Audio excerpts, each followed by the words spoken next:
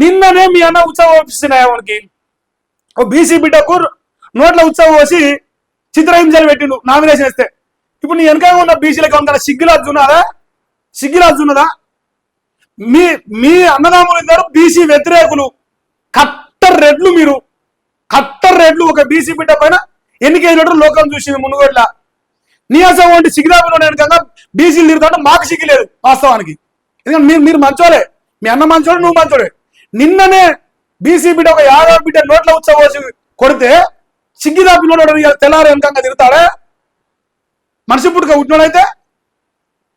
దండవరా నాయన మీ చైతన్యానికి, మీ చైతన్యంలో ముందు కూడా మీకు ఇంకా సిగ్గుదాల్చి ఏం మనుషులు రా బాబు మీరు. నిన్ననే కదా జరిగింది.